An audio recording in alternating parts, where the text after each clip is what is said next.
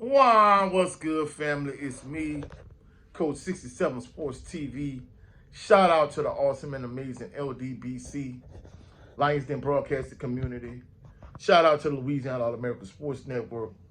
And shout out to the greatest university in the world, the Southern University, home of the mighty Jaguars. In this particular video, I'm going to talk about Southern University's recruiting spotlight.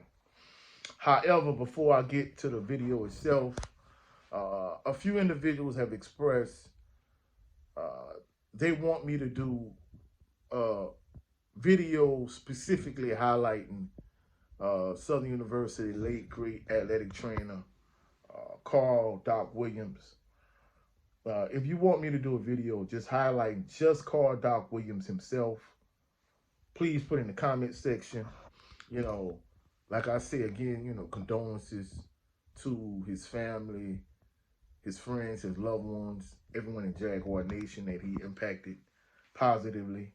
Like myself, I had a class under Doc Williams in 2005. It was an athletic injuries class, where you learn how to wrap a knee, wrap an ankle, wrap a thigh, so on and so forth. It's just about wrapping athletic injuries and how to treat certain athletic injuries. And I'm not gonna lie, more so than learning how to, you know, wrap knees and ankles and all that type of stuff. He just was a class act, kind, gentle man. And one thing he used to say all the time, like, hey, he literally used to say this, and it's, ironic that I'm doing a video on him like 20 years later, almost to the day. Basically, he used to say, hey, if I pass today or tomorrow, like, don't mourn for me, don't cry for me, because I've lived a good life and I've lived well. So, rest in peace to him. Condolences and thoughts and prayers are with his family, his friends, his loved ones, and everyone in Jaguar Nation that he impacted positively, like myself. But if you want me to do a video specifically on Doc Carl Williams, please put it in a comment section. But outside of that, this particular video is about Southern University's recruit spotlight. And this particular young man, shout out to the Louisiana All American Sports Network, Mission Control, Lindell Mitchell, Eric Hatfield. We've covered quite a few games during the course of this season. And, this young man happened to play in one of the games we covered. So, breaking news, class of 2025, 6 feet tall, 190 pounds, athlete Jeremiah Coleman from Baton Rouge, Louisiana, a Struma High School, or that dirty I, has committed to Southern University. Coleman is known around Baton Rouge. He was this year's defensive MVP. Jeremiah Coleman, when we covered a Struma, because the game we covered, a Struma played against McKinley in a huge rivalry game, and two players really stood out for Struma, Jeremiah Coleman being one of them, and Kyrie Paul being the other one. Many individuals were upset that Kyrie Paul is committed to Southeastern. I wish him well no matter where he decides to go, so more power to him. Hope he does well at Southeastern. But Jeremiah Coleman really stood out from a defensive standpoint. Kyrie Paul more of an offensive standpoint, Jeremiah Coleman more of a defensive standpoint. And it's ironic that Southern University signed him as an athlete. So it's going to be interesting to see, with his talent, with his athletic ability, is he going to remain on the defensive side of the ball? Or is Southern University going to put him on the offensive side of the ball? So, it's interesting. It kind of remains to be seen which side of the ball he plays on. Kyrie Paul got so many of the touches offensively. He didn't shine as much offensively, but he has potential, and I think he has the talent and capability to play on the offensive side of the ball. But more than likely, he's probably going to be a defensive player. And, it's just going to kind of be interesting to see, what type of impact he's able to have at Southern University. And while I'm talking about Southern University recruiting, one thing I kind of want to talk about, you know, I'm doing a series where I talk about, some of Southern University's like issues in terms of the football program.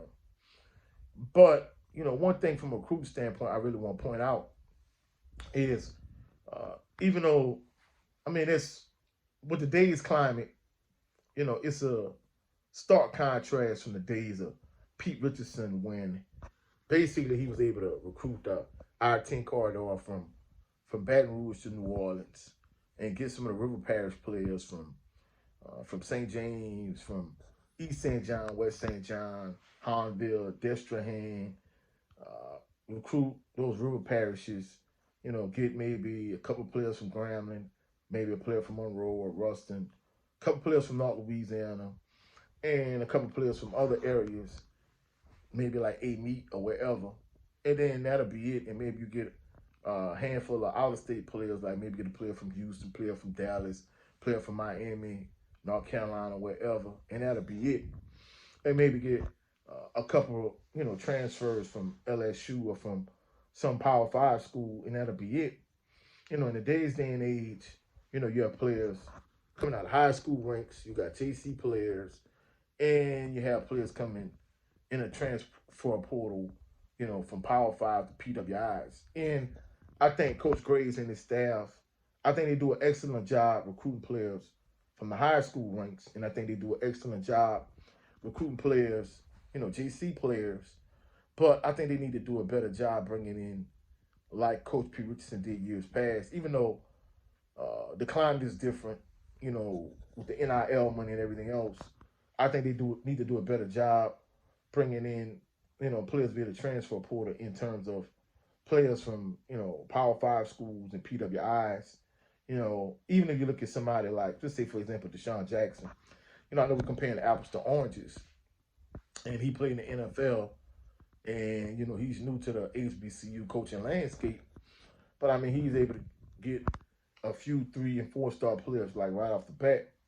So I think if, Coach Graves and staff, if they could get a few players from,